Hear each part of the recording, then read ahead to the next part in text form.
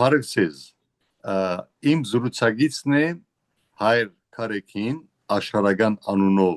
Հարություն Հարությունյան աստվածաբանական գիտությունների դոկտոր ով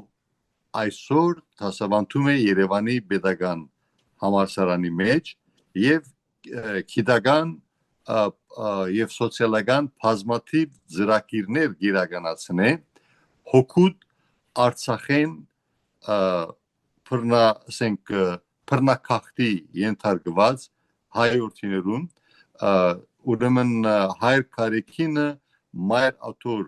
Սուրբ Էջմիածնի ամենան հայոց կաթողիկոսության միապան եղած է Հայր Քարեքին անունով իսկ իր աշխարհական անունը ինչպես քչարացի Հարություն Հարությունյան Փարի եկած եք Հայր Քարեքին Բարև ձեզ պարոն Չապարյան շնորհակալ եմ հրավերի համար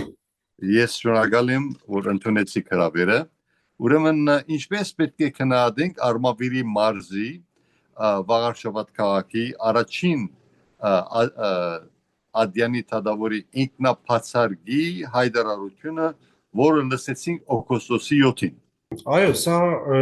իրավաբանական տեսանկյունից թերևս դուք ավելի լավ կարող եք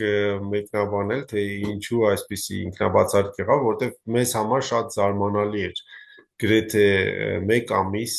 բոլորը սպասում էին թե ինչպիսի ընթացք պետք է ունենա այդ օրը դատական նիստը, բայց հանկարծ պարզվեց, որ դրմփակ այնտեղ զրույց եղավ դատավորի եւ ներկաների միջև ու հետո լսեցինք ինքնաբացարկի լուրը եւ չգիտեմ սա անձնական որոշումով արեց այդ դատավորը թե ինչ որ ուղղորդում ստացավ դժվար է մեկնաբանել անշուշտ բայց շատ վատ նստվածք թողեց անշուշտ այստեղ Հայաստանում այդ որոշումը որովհետեւ մեծամասամբ մարդիկ սկսեցին հասկանալ որ արդարադատության մեխանիզմները Հայաստանում շատ են կաղում այսինքն նույնիսկ այսպիսի հանրության համար այսպիսի մեծ հնչեղություն ունեցող դատական նիստի դեպքում այսպիսի sense անհասկանալի բան է լինում եւ կարծում եմ որ արդարադատության նախարարությունը պետք է մեկնաբանի եւ կամաց շտկի մեր դատաիրավական համակարգը միանշանակ ճիշտ է Հայր Քարեքին իմ միտքի մեջ փոշի չափ կասկած չկա որ եղած շոյեր թադական գրգես եւ Քարեքինյան շո որ հանցակորձ Քարեքինը գտնի ներսյան եւ իր նմանները ժամանակ չային որովհետեւ իրենք շատ լավ գիտեն որ սա սկիզբն է երկար շղթայի այն հանցակորձություններուն որոնք դարների ընթացքում կատարված են միջատ այս եղելությունը նաեւ կփաստի առար աշխարհին որ վարչապետ Փաշինյանի ամիջական dictates այսինքն թելատրանքից հերույ է թադաիրավական համագարկը ինչ որ պետք է այդպես լավ որովհետեւ անկախ հաստատություն է անցնենք հաջորդ հարցումին թադական այս գործընթացը փաստացի վերաբերում է Գևորգ եպիսկոպոս Սարոյանին հագականոնական ճանապարհով իր առաջնորդական պաշտոնից զրկելու ինչպես նաև նրա եկեղեցական գարկն ու աբորինապար ասենք խլելու փորձին դուք իբրև Մայր Աթորի նախկին միապան գրեթե նույն ապրումներն եք ունեցել դարիներ առաջ երբ ցեզ այսպես կոչված հայրապետական դնորինությամբ գարկալույց հրճակած են չագերդյալ անհնազանդության համար ինչպիսի ըսկացումներ ունեցակ առհասարակ այդ պահին դուք եւ ինչ է ծեր պատկերացում որ այդ պահին այդ նվիրյալ հոգեվորականը ինչպիսի ըսկացումներ ապրումներ ունեցավ կարելի է նկարագրել եւ անշուշտ երկար ժամանակ նույն ասենք զոհը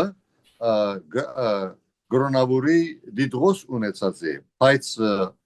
անոր մեկ վարգյանվա մեջ եւ մեկ ասենք արհեստական պատճառով գացինահարած են անոր առաքելությունը։ Այո, շնորհակալություն այս հարցի համար, որ իրոք մեզ շատ մեծ ցավ է պատճառում, բայց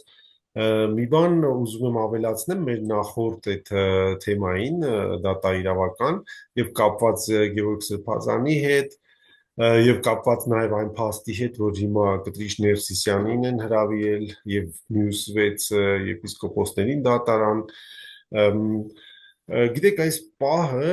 մի քիչ հիշեցնում է ֆրանսիական մի բան կա, շատ լավ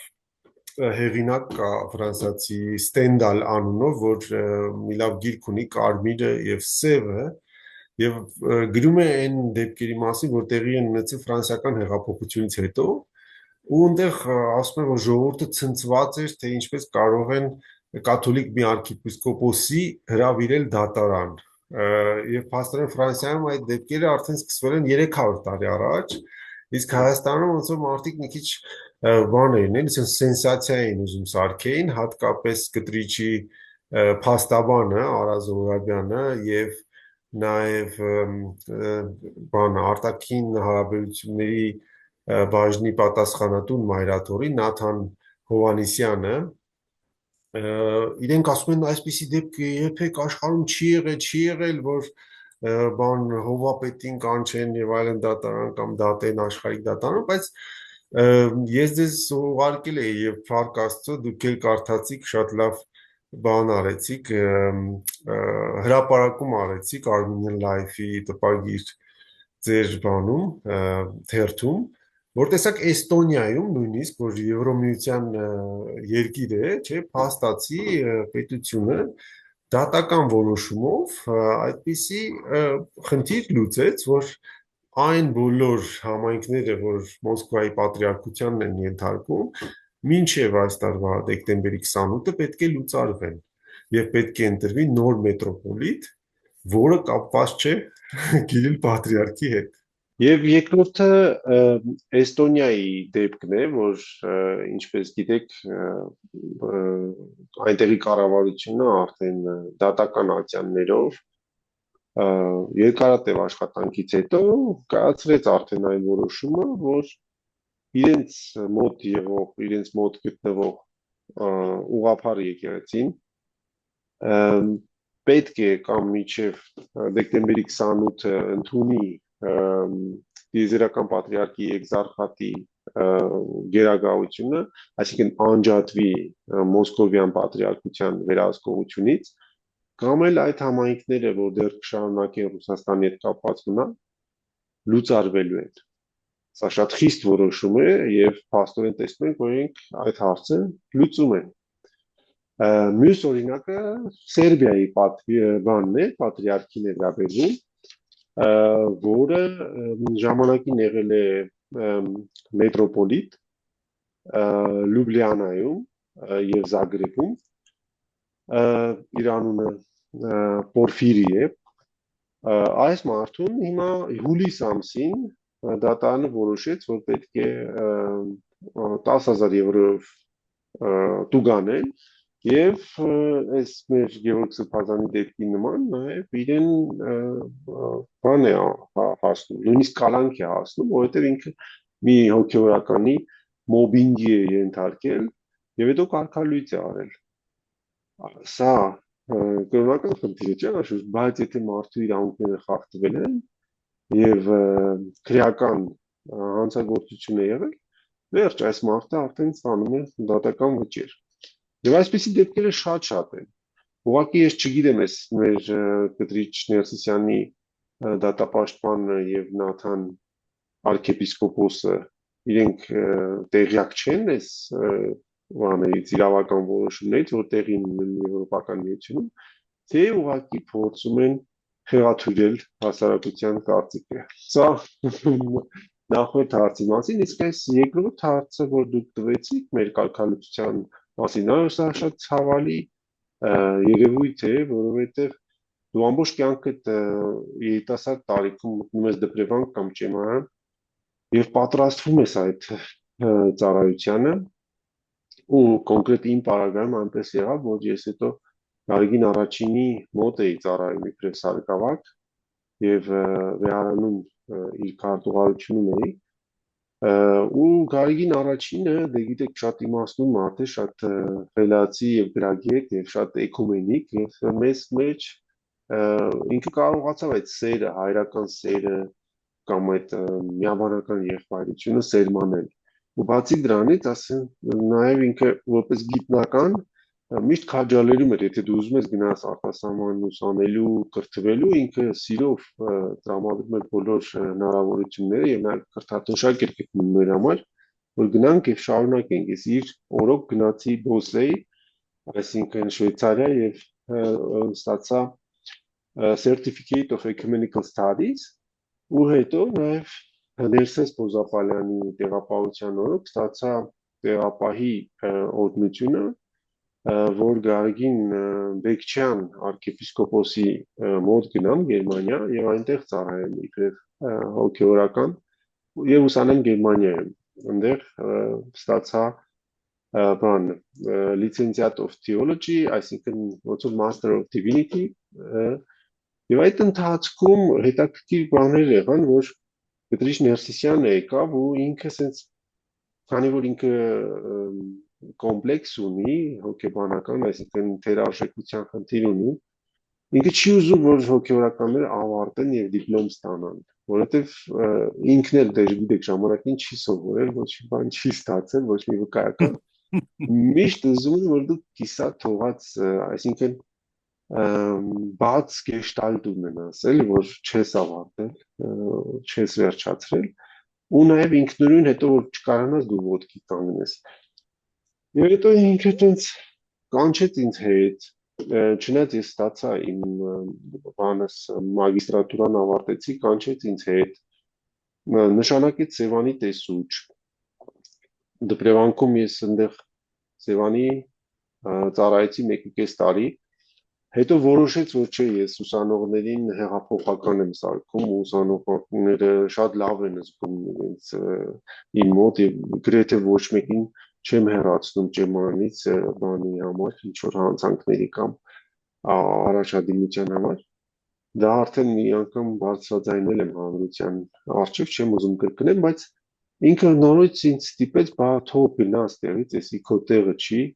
դու ես երեխեքին փչացնում ես, ես իրենց երկաթի բռունցքի մեջ էի պահում, դու ես ինչ ես անում եւ այլն։ Ու նորից ես գնացի Գարեգին Բեկչյան Սրբազանի մոտ Գերմանիա եւ սկսեցի իմ PhD ծրագիրը։ Շուրջ 10 ամիս անցավ, ինքը ինձ մի օր հեռազանգեց եւ ասում է ինչ ես անում այդտեղ, ասեցի դե իմ PhD-ն եմ գրում էլի դոկտորականը, ասեց ինչ թեմայով։ Ես էլ պատասխանեցի եվրոինտեգրումը եւ քրիստոնեության դերը այդ եվրոինտեգրման բանի մեջ, քաղաքական ծրագրի մեջ, այսինքն իմ թեզը քաղաքականության էկոնոմի մասին է։ Ինքը ասում է ինչ եվրոինտեգրում, այդ ամբողջ Եվրոպան սատանիզմ է, այսինքն սատանայականություն է։ Եվ ես հասկացա իր տգիտության աստիճանը, էլի ինչ հեռու է ամեն ինչից, բայց նաև հասկացա իր ռուսամետ լինելը, որ ինքը ինչքան ռուսամետ է, չէ՞ որ այդ եվրոինտեգրումը սատանիզմ է որակավորում։ Հետո մի քանի ամիս էլ անցավ, շուրջ 1 տարի էր, որ այնտեղ էի եւ ունեի կրթաթոշակ կաթոլիկ մի հիմնադրամից Ռենովաբիս անունով։ Այդ ժամանակ մեկ էլ նորից ինքը զանգեց, բա լսել ես ինչ է եղել Երևանի Աստվածաբանական ֆակուլտետում պետական համալսարանի շահի arczepiskopos-ն է մահացել, որ դեկանն էր։ Եվ ասում է դե շուտ ապրանքների հավաքի արի այստեղ։ Ասում բապար նոր եմ, չէ՞ եկել մի տարի եմ սկսել, նոր թեզիս վրա պետք է աշխատեմ ու ծրագիրը դոկտորական 3 տարի է տևում մինիմում, որոշ մարդիկ նույնիսկ 5 տարի են դրա վրա ծախսում։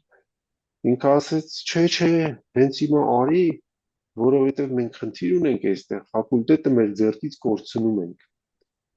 Դա 2005 թվականն էր։ ասում եմ, ինչ է պատահել, ինչ է կորցնում։ Դե ասում է, իրենք այդ գիտխորհուրդը այլևս ոչ մի հոգևորական չի ուզում ունենա որպես դեկան։ Ես ինչքան տեխնացու առաջարկել եմ, մերժել եմ բոլոր տեխնացուներին։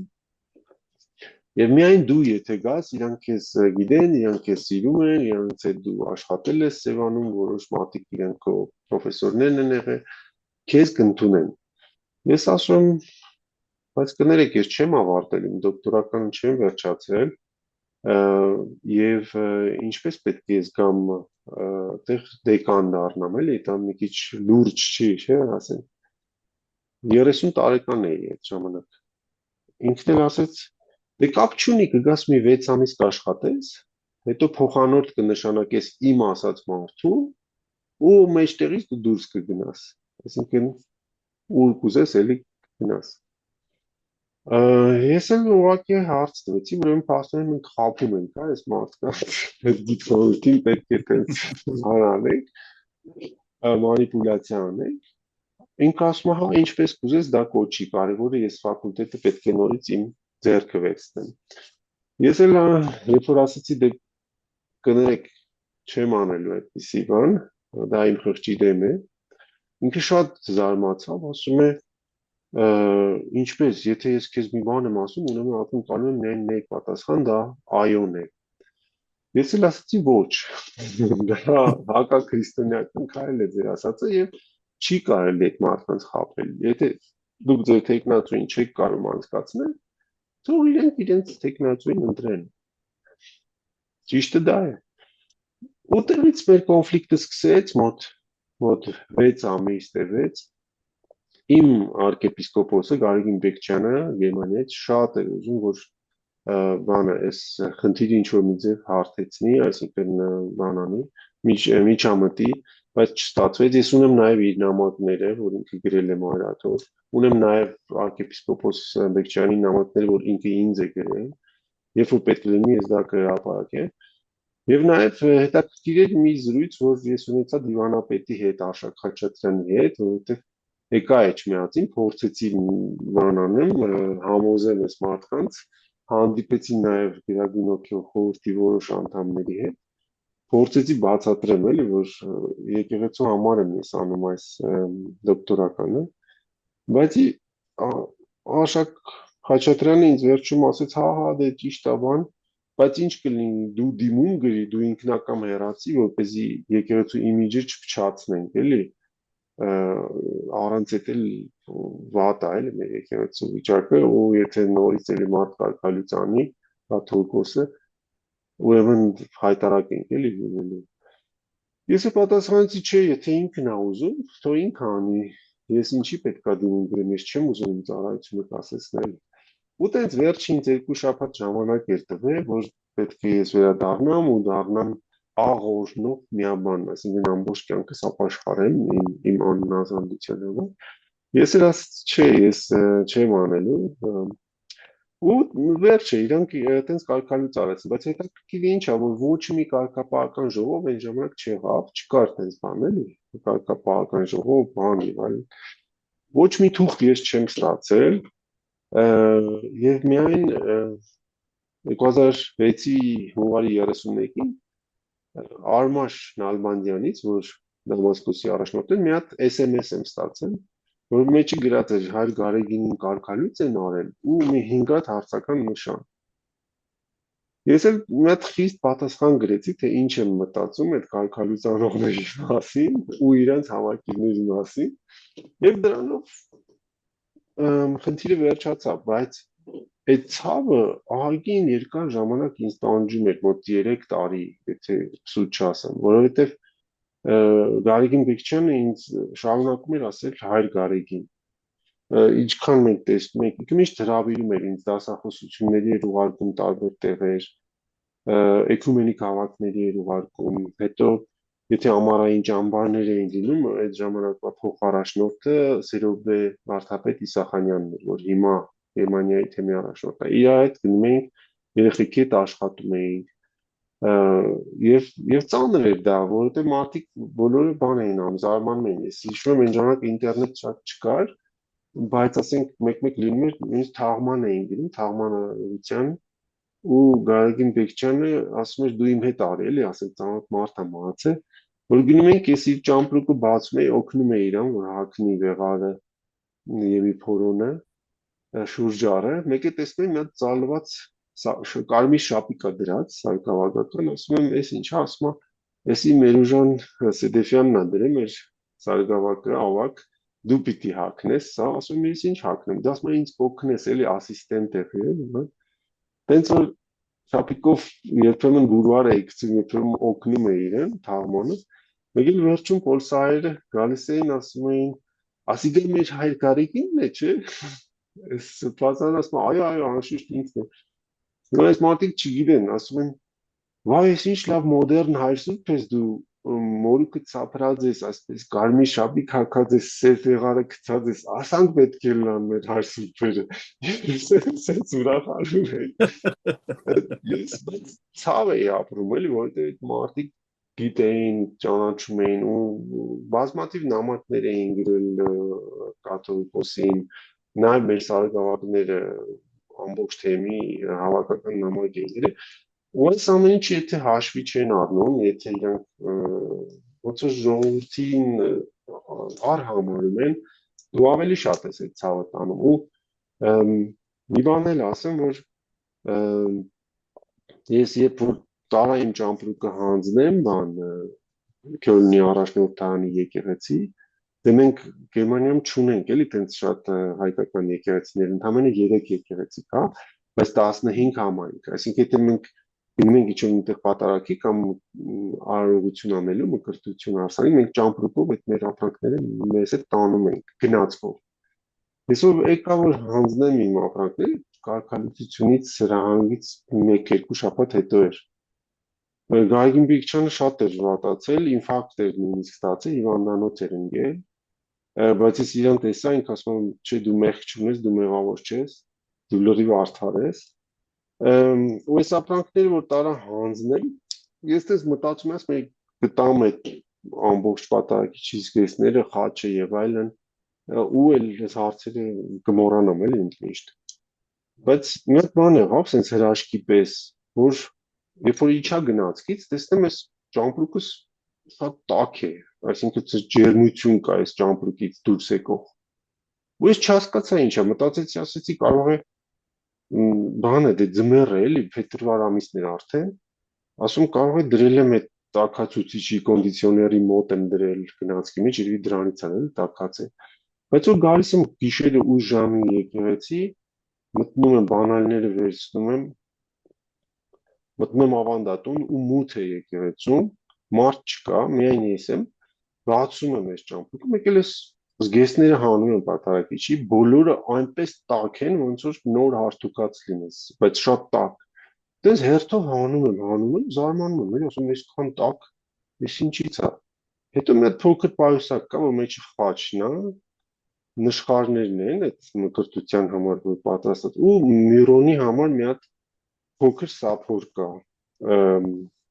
արծաթե։ Երբ որ մատս կպնում է այս սափորին, ուղակի այրվում է մատս, ուղակի։ Եվ ամբողջ մարմնովս այսպես դող է անցնում, այսպեսի մի հատ սարսափելի շատ ուժեղ դող, ու ես ձեռքս քաշում եմ այս ճամպրուկի մեջից հանում եմ։ Մի անգամից բան եմ անում,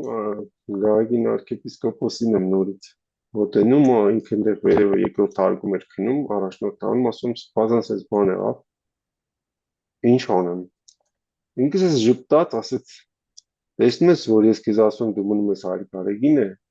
ուրեմն դու միշտ մնալու ես Հայր Գարեգինը, ասում է, խաչդ,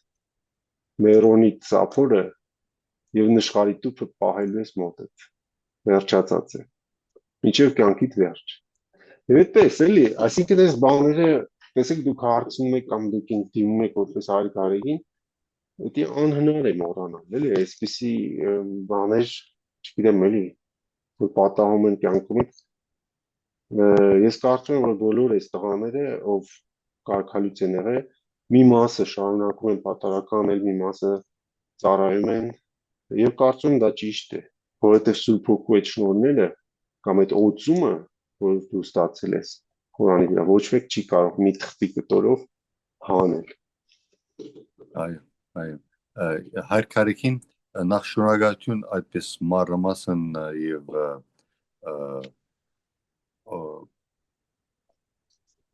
ներշնչում առաջացնող ասենք դեղեցություններ եւ ապրումներ փոխանցեցիք ծեր ունեցած դեղեցությամբ չեմ կեր ինչքանով դեղյակ եք ամբողջ ասենք աշխարհով մեկ սկսելով Մայր Աթոր Սուրբ Էջմիածին քանի զոհ ունեցած է Թահիջ Ստալինավարի Գդրիչ Ներսեսյանը եւ ծեր նման անարդարորեն եւ հագականունատրային օրեն եւ նաեւ Սարոյան Սրբազանի նման նվիրյալ արդարացի հոգեվորականներ եւ գարկալույց հրճակած է եւ պաշտոնազրկած է Կարծում եմ շատ մեծ է այդ թիվը, ես կարծում եմ շուրջ 150-ից ավել, եթե հաշվենք օտյալ հոգեվորականներին, մեկ անգամ կարծեմ տեսա Ոսկան Մխիթարյանը հավաքել էր այդ բոլոր անունների ցանկը, այն ժամանակ տարիներ առաջ 70-ից ավել մարդ կար այդ անվանացանկի մեջ, բայց հետո ահագին տարիներ անցան, եթե չեմ սխալվում, դա 2011-ի մոտ էր էլի, մինչև այդ կարգապահական ժողովի ստեղծումը, որտեղ այն ժամանակ ուղղակի հայրապետական տնօրինությամբ հռչակում էին կարգալույց եւ Էջմիածին ամսագրի մեջ մի հատ փոքր հոդված էր գրվում ու վերջ բայց եթե հաշվենք սարգսակներին, որ նույնպես հոգեվորական են, չէ, կամ եթե հաշվենք նաեւ այդ ուրարակիրներին, կիսասարգսակներին, դպիրներին, որ ճեմանի ուսանող էին, բայց իրենց էլ հեռացրեցին, կարծում 400-500 հոգուց ավել մարդ կարող է լինել։ Եվ սա ողբերգություն է, որովհետեւ ազգային փողերով են ուսանել իրենք եւ պատրաստված երիտասարդներ են իրենց շատ-շատերը։ Սա հոգեվոր ցեղասպանություն է։ Այո, նման կաթողիկոս երբեք չի եղել։ Ոչ մեր եկեղեցում, ոչ էլ օտար եկեղեցիներում։ Իսկ այսօրվա այս թադական գրգեսի եւ Քարեքինյան շոուի լույսի տակ ինչ է ծեր պատկերացումը ինչ ծավով կկարողանա հայ ժողովուրդը հայ հավատացյալները հասնին հանգուցալուծման կարող է օրինակամար ասկային եկեղեցական ընդհանուր ժողով գայանա եւ ինչպիսի զարգացումներ դուք կտեսնեք քալիք օրերին եւ շաբաթներին Այո, շատ լավ հարց է եւ ես հիշում եմ մի քանի անգամ ձեր մոտ ձեր եթերներում, ձեր տաղավարում լսել եմ մեր սիրելի պարոն Ոսկան Մխիթարյանին, որ հենց այդ կետը շեշտել է ձեր զրույցների ժամանակ, որ այո, կանոնական իմաստով ազգային եկեղեցական ժողովը իրավասու է այս խնդիրը լուծելու եւ շուտ ապույտ պետք է գումարվի այդ ժողովը, բայց ես ուզում եմ մի բան ասել, որ նայեք ով է հրավիրելու այդ ժողովը, եթե այս պահին Գարեգին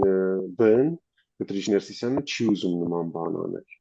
Եվ երկրորդ, եթե նույնիսկ ինքը ուզի, հրավիրելու է ինքը իր ցանկացած մարդկանց, չէ՞։ Ես էլի մի հատ դեպք հիշեմ, երբ որ Սարգսակը նոր է եկել բան, Գերմանիա, դե գիտեք, Հայաստանում ընդհանրապես այդպես բան չկա ծխական խորհուրդ, բան պատգամավորական ժողովներ եւ այլն, այսպես բաներ, ասենք, ուղղակի եպիսկոպոսը ում ուզում է նշանակում է պատգամավոր, չէ՞։ ժողովրդավարություն գոյություն չունի։ Չէ, եկեղեցում այդպես բան չկա։ Ու ոչ էլ այդ ներքին սփյուռքի կոչվող թեմերում, այսինքն Վրաստան, Ռուսաստան եւ այլն Ուկրաինա այդպես բան չկա։ Բայց դրսում ես մտածում եմ, թե բան է, էլի, ասում մանավանդ Գերմանիայի թեմը կանոնադրությունով շարժվող շատ հստակ, sense բան օրենքներով բան է, կառույցը։ Ես բան Այխշտետի համալսարանում էի սովորում, որ հարավային Գերմանիայում էր, ու ընդեղ այդ Արման Շնալբանդյանը, այս Հենրիկ Ադամասկոսի առաջնորդը հովիվն էր, հոգևոր հովիվն էր։ Մի օր տենց բան եղավ, ծխական խորհրդի ընտրություն եղավ, պատարագից հետո գնացինք այս մատաղ էին անում, մի ընտանիք կար Նյուրնբերգում, Գաբրիել Արթինյան, միշտ իրանք էին եղել ծխական խորհրդի տղաները, ընտանյոք հանդերձ,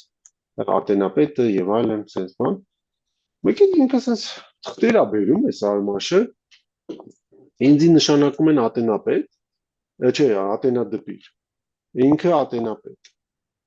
եւ ինչ-որ sense անուններ են կարդում, թե իբրև թե հիմա չեմ հիշում, քանի ծխական անդամ ունեն, ասենք ենթադրենք 150։ Հիմա ինքը բոլոր անունները իբրև թե կարդում է, բայց այնտեղ այդ սրահում երևի մի 40, մաքսիմում 50 հոգի մարդ են, էլի։ Բայց օրենքով պետք է 2/3-ը ներկա լինեն, չէ՞, որ քվորում լինի։ Ու այնտեղ դες մարդիկ կատակով ասում են, հա, այդ մարդը խոհանոցում է, հա, այդ մարդը եկեղեցում է, չգիտեմ, հիմա կուքա, բան, ասես բաներ են ասում, խնդում են։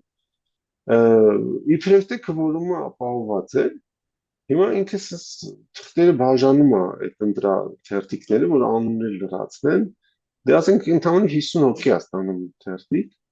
այնուհետև 100-ը ասես դնում է իմ դիմացս, ու ասում է, այս 4 անունները կգրես, ասում է, 70, ասենք, թղթիկների վրա, հա, այն մնացած 30-ի վրա ինչ անուններ ուզում ես գրի ես ցանկի մեջ։ Էսի արմաշ է, որ ինքն էլ Էրլանգենի համալսարանի աստվածաբանության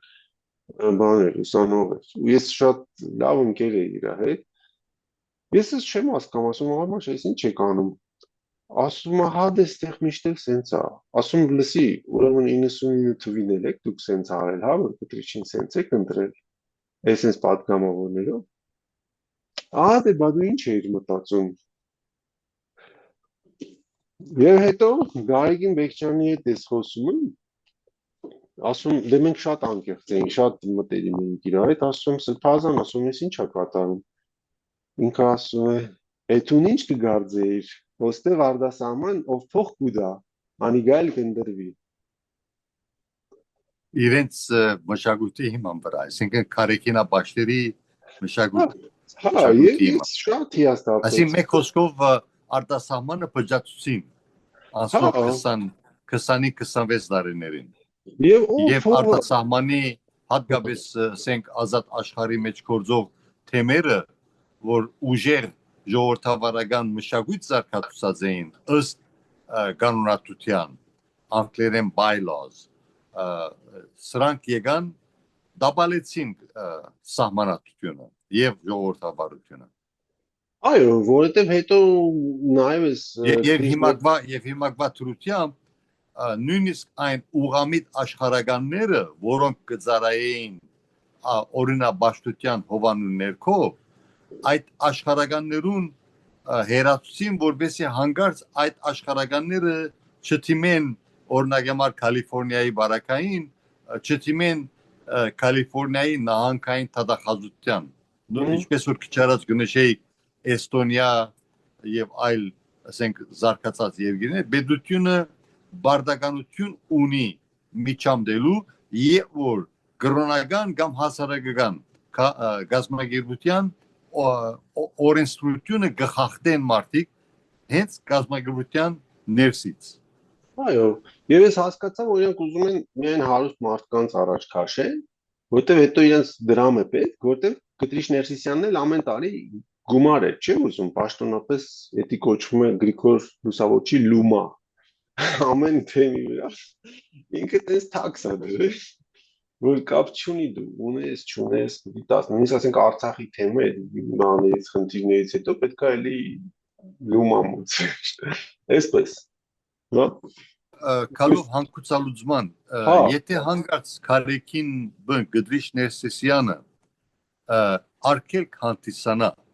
ասկային եկեղեցական ընդհանուր ժողովի կայացման, ես կխորեմ, որ պետությունը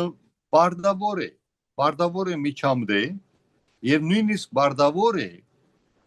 վերահսկե պատգամավորներու ընդրության համագարկը, որովհետեւ ներկա թրությամբ ես չեմ պատկերացնել, որ պատգամավորներու թափանցիկ եւ արդար ընդրություն կգայանա։ Ուրեմն պետությունը բարդավոր է վերահսկե, իսկ Հայաստանի եւ նախկին Սովետի բարակային բարդավոր է ժողովրդին օժանդակելու, որ ժողովրդավարությունը հաստատվի Հայաստանյաց առաքելական եկեղեցին։ Քիչ առաջ ասիք, որ Հայաստանի եւ նախկին Սովետի դարաշքին այդպիսի բան գոյություն չի ունեցած։ Ճիշտ է, կոլոժենիայի պատճառով։ Հիմա անցնենք, եթե ասելիք չունիք Հայր Կարեկին այս հարցի վերաբերյալ, որ այդ այսինքն եթե այս ազգային եկեղեցական ժողովի գումարում այսպես մանիպուլացված է լինելու եւ իրենց մարտիկ են գալու, բնական է, որ իրենց ուզած որոշումն են կայացնելու, նույնիսկ ասենք հիմա կտրիչին կարող է գան, ասեն լավ, քեզ ուղարկում ենք թոշակի, դու մեզ ասա ում ես ուզում նշանակենք աթոռակից, նշանակենք դու եք գնա քո փողերով քո հանգիստը վայելի։ Կամ ասես բաներ էլ անեն, էլի։ Հիմա ասենք օրինակ ես բարձ օրինակ Մասիսի թեմից, Մասյացոտնի թեմից ով է գնալու պատգամավոր, եթե իրանք Գեորգ Սարոյանին հանգարում են, չէ, այնտեղ պաշտոնավարել։ Ինչ-որ մեկին ուղարկելու են եւ ինքը ձայնը տալու է այնպես, ինչպես որ կտրիչը կցանկանա։ Եվ դրա համար մեր պետությունը պետք է հրատապ, ես կարծում եմ, ես արդեն սա բարձրաձայնել եմ, մեր պարլամենտում, այսինքն մեր ազգային ժողովում նիստ գումարեն եւ այս հարցը բարձրացնեն, թե ոնց ենք մենք այս ճգնաժամից դուրս գալի, եթե եկեղեցական ատյանները չեն գործում, կամ եթե ազգային եկեղեցական ժողովը ընդհանրապես չի գումարվում, եւ այդ գործընթացը ուրեմն պետք է պետությունը կամ մեր պատգամավորները, թող նաեւ ընդդիմադիր պատգամավորներն են մասնակցեն այդ քննարկմանը, թող նաեւ կտրիչին կամ որևէ մի մայրաթորի ներկայացուցիչի կանչեն Էջմիածնից, որ գա եւ գտնեն մի հատ լուծում։ Հայր Կարեկին, ինչպես գտիդեք այն փաստը, որ Գդրիչ Ներսեսյանը եւ իր գրանագիցները անընդհատ Արցախի հիմնահարցը եւ ասենք բռնի դեղանության խնդիրը շահարկման գտնեն Հայաստանի իշխանությունների թեմ։ Սա արդյոք արդար կորձելացև է, թե սա բարձրապես ասենք անընդունելի շահարկում է։ Նայեք, այո, իրենք շատ հաճախ խոսում են այս խնդրի մասին, թե իբրև թե եկեղեցի եւ պետություն այս հակամարտությունը սկսվեց այն բանից հետո, երբ Գարեգին Բեն 2025 թվականի մայիսին գնաց Շվեյցարիա եւ այնտեղ խոսեց Արցախահայության իրավունքների մասին եւ դրանից հետո իբրև թե պետությունը բան արեց, որոշեց, որ պետք է կաթողիկոսին պատժի։ Ես երկու օրինակ եմ ուզում բերել, որոնց հետ ես անձամբ առնչվել եմ, ու դուք արդեն որոշեք, թե մայրաթորը ինչքանով է ներգրաված Արցախահայության խնդիրներով։ Առաջի օրինակը նայեք, երբ որ եղավ 20 թվականի պատերազմը 2020, միայն երկու թեմ կար, որ համակարգված ձևով օգնում էր փախստականներին։ Այդ ժամանակ 90,000 մարդեր եկե պաշտոնապես Արցախից Հայաստան։ Եվ օգնողները միայն Վազգորի թեմներ, Աբրահամ arczepiskopos Մկրտչյանի ղեկավարությամբ եւ Կոտայքի թեմը Արաքել arczepiskopos Քարամյանի առաջնորդությամբ։ Եղան անշուշտ հոգեվորականներ, որ առանձին օգնություններ կազմակերպին, բայց դա անհատական էր։ Այսինքն համակարգված օգնություն չեղավ, ինչպես 1915 թվականի ցեղասպանության ժամանակ, երբ որ ստեղծվում է հատուկ կոմիտե, եւ 4-5 տարի այդ կոմիտեն գործում է մայրաթորում։ Բայց այստեղ չէ, ընդհանրապես երկու թեմ, եղան նաեւ թեմեր, որ ինչ-որ գումարներ ուղարկեցին ընդեղից մայրաթոր, բայց հիմա ես մի հատ հարց եմ ուզում տալ, նայեք, երբ որ 23 թվականի բանը եղավ, ավելի սաստիկ արտագաղթ եղավ, 120,000 հոգի, չէ։ Ես այդ ժամանակ գերմանացի գործընկերներից, պրոֆեսորներից եւ միջազգային, միջեկեղեցական կազմակերպությունների ներկայացուցիչներից հրատապ հարցում ստացա, ասում են մենք ուզում ենք նվիրատվություն ուղարկել այս փախստականներին, որ հաշվի համարին կարող ուղարկենք ցանկալի որ Գերմանիայի մեջ լինի մի հասարակական կազմակերպություն, որ մենք միանգամից այս մեր եվրոները ուղիղ ընդեղ էլի փոխանցենք։ Եվ ես զանգում եմ Սերոբե Իսախանյանին, որ արդեն առաջնորդն է Գերմանիայի, ասում եմ Սփազան, sense բան կա, կարող եք ձեր թեմի հաշվի համարները տրամադրել, որ այս գերմանացիները ուղարկելու են գումարներ, դուք եք կհավաքեք ու կտրամադրեք արդեն բանի այս վայրձորին կամ ասենք այդ հասարակական կազմակերպության ով ուղղակի զբաղվում է արցախցիներով։ Ուսը փազանը սկսած բա չգիտեմ եւ այլն այս կոմենկոմ այս 20 թվականից արդեն մեծ գումարներ ենք փոխանցել մայրաթող թե եսի մուր Հայաստան եւ հիմա ես լուրջ խնդիրներ ունեմ ֆինանսական նախարարության հետ գերմանական եւ չեմ կարող ոչ մի հաշվի համար ձեզ տրամադրել։ Ես շատ զարմացա, որովհետեւ ասենք ինչ խնդիր, ասենք դու հավաքում ես այդ գումարը, փոխանցում ես, հետո ստացականներով ցույց ես տալի, թե ինչի վրա ես չէ ծախսել այդ։ Պարզ բան է։ Լավ, դիմեցի գերմանացի մյուս ծանոթներին, Թեսա Հոֆմանին, որ շատ հայտնի գիտնական է եւ ունի այդպիսի NGO, որ կոչվում է Ցեղասպանության ճանաչման NGO Բերլինում։ Եվ ինքը անմիջապես տրամադրեց իր կոնտո հաշիվը, նույնիսկ անոնս գրեց իր բանով, Facebook-ով եւ իր կայքով, եւ բավականին մեծ գումար հավաքվեց եւ մենք կարողացանք 6 ամիս այս արցախցիներին պահել, ուրիշ աջակցություններ են անշուշտ եղան, բայց ահագին այդ հրատապ, այդ ծանր վիճակը, այդ ձմեռային հագուստը առնել, այդ ձմեռային կոշիկները առնել, այդ գերմանացիների շնորհիվ մենք այցել ու այդ պահին մեկը Գերմանիայի թեմը մի հատ նորից ինչ-որ անոնս անում, բա լավ մենք էլ crowdfunding ենք անում, բայց մաքսիմում $10,000, 10,000 եվրո։ Ես շատ զարմացա ու այդ բաները կան իրանց կայքի վրա, գրած է որ 10,000-ից հետո մենք էլ չենք անում, ասում 10,000 եվրո ի՞նչ է։ Դա մոտավորապես 4 միլիոն 400,000 դրամ է, բայց ասենք եթե դու 300 հոգի պահում ես ճամբարում, մենակ լույսի վարձը էլեկտրականության ամսական ամա 3 միլիոն դրամ։ Այսինքն ինչ պետք է դառնես դա։ Հետո ես դա հասկացա, որ իրենք չեն ուզում այս մարդկանց օգնել։ Մայրաթորը չի ուզում օգնել։ Իրենք ոչ մի հանձնախումբ չեն ստեղծում, ոչ մի համար չեն տրամադրում, որ այս փախստականները զանգեն ինչ-որ մի բան խնդրեն։ Հակառակը իրենք ուզում են, որ այս ժողովուրդը մնա փողոցում, ծրտը հարվի, ջղայնանա եւ հելնեն ոտքի, ապստամբություն անեն եւ հեղաշրջում անեն։ Այս տրամաբանությունն է, ուրիշ ձև չես կարող բացատրել։ Այնտեղ մի հատ քահանա է ուղարկել Գերմանիայից, Այո, հարավային Գերմանիայի Տիրատուր Սարդարյան, որ մի հատ փոքր մեքենայով ինչ որ քարշակ էր կպցրել հետևը ու մեջ այտենց փոքր փաթեթներով սնունդ էին բաժանում։ Լավ կարող է ուրիշ բաներ էին անում, բայց ես մեծ բան չտեսա։ Ու մի հատ էլ երկրորդ օրինակ բերեմ, երբ որ մենք գիտական ճանապարհով մեր գերմանացի պրոֆեսորների հետ մի հատ մեծ գիտաժողով արեցինք եւ մեծ հրատարակություն արեցինք Արցախի քրիստոնեական հայկական ժառանգության վերաբերյալ։ Մայրաթորը ոչ մի ներկայացուցիչ չուղարկեց, չնայած մենք դիմել էինք իրենց, որ իրենք գային ու պատմեին իրենց տեսանկյունը։ Ոչ մեկ չեկավ, չնայած խոստացել էին այն ժամանակվա Ջերմանի տեսուչը ասել էր որ կգա, կզեկուցի, չեկավ, ոչ էլ հոդված տրամադրեց մեր հրապարակման համար, այլ վերջում ընդհակառակը այս բանը Գարեգին բան սկսավ կոնֆլիկտ սարքել, թե ինչու են երկու եպիսկոպոս Իդեմս Աբրահամ Սփազան եւ Անուշավան Սփազան Ժամկոչյան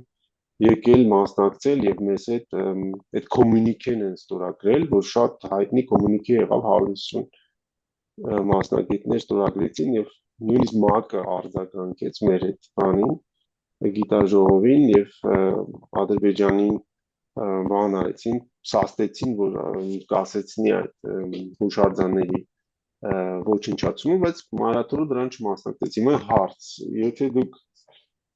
ինչ որ դրամներ եք ստանում թեմերից, բայց հաշվետվություններ չեք ներկայացնում ու ձեր դրսի սրբազանները խնդիրներ են ունենում ֆինանսական նախարարությունների հետ։ ու հետո այդ արտագաղթի ամենածանր օրերին իրանք մենակ ընդամենը 10,000 եվրո են կարողանում հավաքել։ Սա խնդիր չի։ Սա լուրջ խնդիր է, չէ՞։ Կամ եթե մենք ասենք գիտական մեծ կոնֆերանս ենք անում ու մակին ենք դնում, ինչի՞ ձեր մայրաթորի ներկայացուցիչը չկա, չի գալիս, փախնում է։ Գնում է Վրաստան, հետո ընդդեղից գրում է, թե ինքը հիվանդ է իբրեստի։ Սա ուղղակի բան է, էլի, չգիտեմ, դա նույնիսկ սուտ խոսալ չի, էլի, դա լկտիություն է, որ իրենք ոչ մի բան չեն արել Արցախի Ոչ միայն լկտիություն, գխորիմ նույնիսկ թավաջանություն, նույնիսկ իրենց առաքելության հանդեպ թավաջանություն։ Անշուշտ Այո, եւ այդ բլոկադայի ժամանակ էլ արդեն ասել ենք, չէ՞, որ թեմի որպես վերջապան Հայր Քարեքին։ Այո։ Այդ բլոկադայի ժամանակ էլ թեմի առաջնորդին Արցախի Վթանես Սփազանին Աբրամյան եւ փոխ առաջնորդին Սաղ Մարտապեշակարին հանել են վերել են Հայաստան այդ 9 ամսվա բլոկադայի մեջտեղ։ Այո։ Հայր Քարեքին այս օգոստոս 7-ի թադական գործընթացի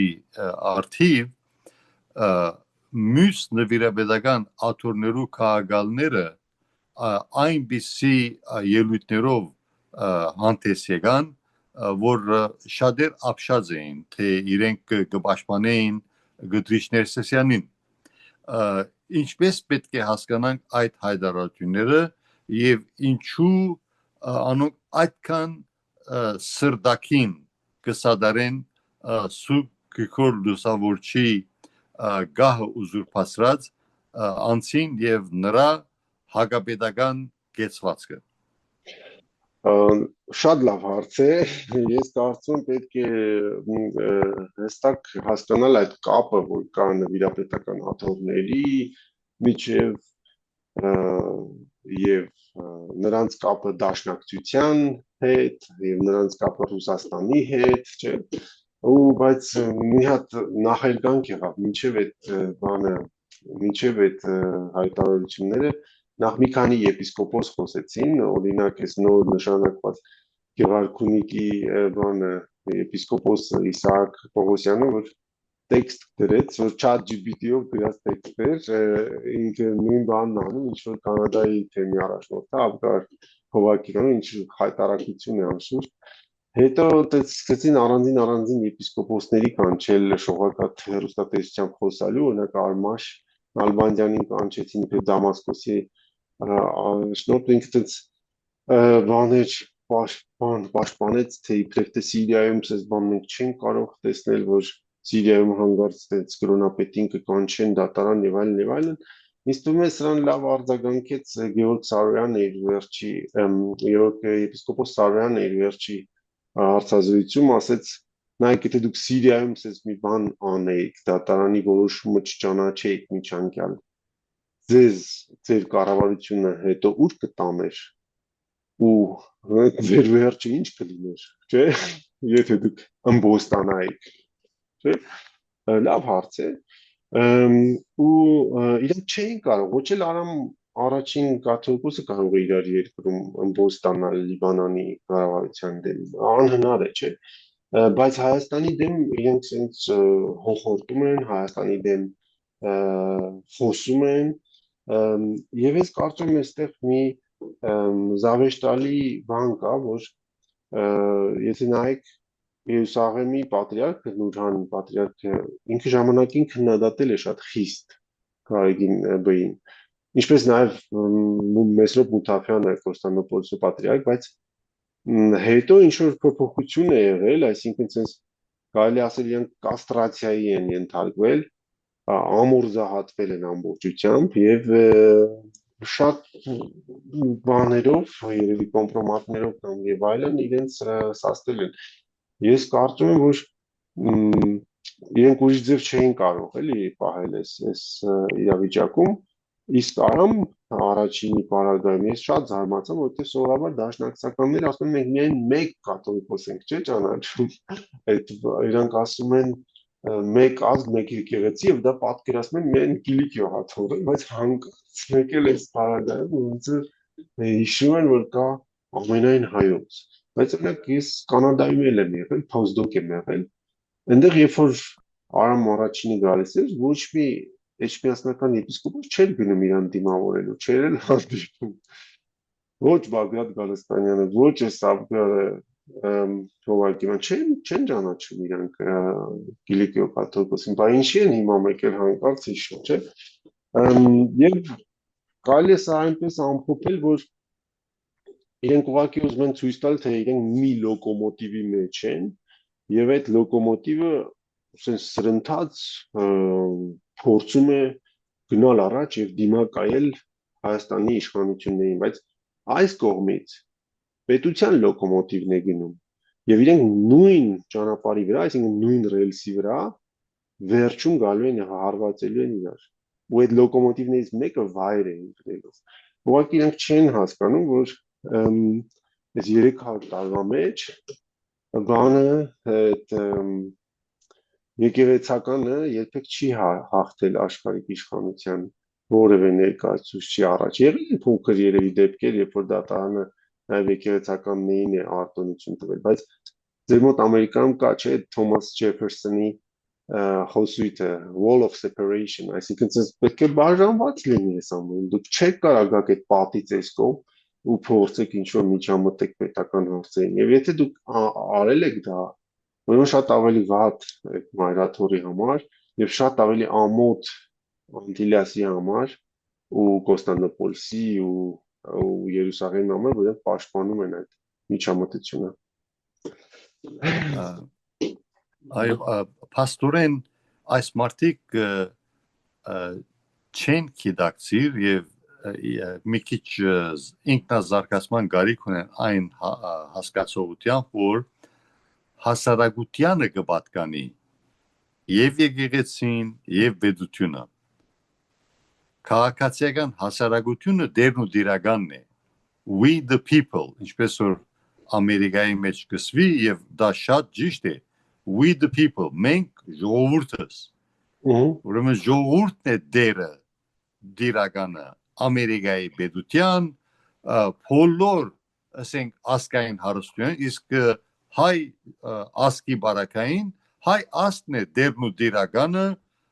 հայկական պետականության անշուշտ նախամեծարությամբ հայրենի քաղաքացիական հասարակության որոշում գայացնելու այդ առանձնաշնորհումին, որովհետև փաստորեն հայրենի ժողովուրդն է, որ պետք է դնորինի Հայաստանի ներքին եւ արտաքին քաղաքականությունը։ Իսկ բացի այդ, որպես ազգային հարստություն, բոլորս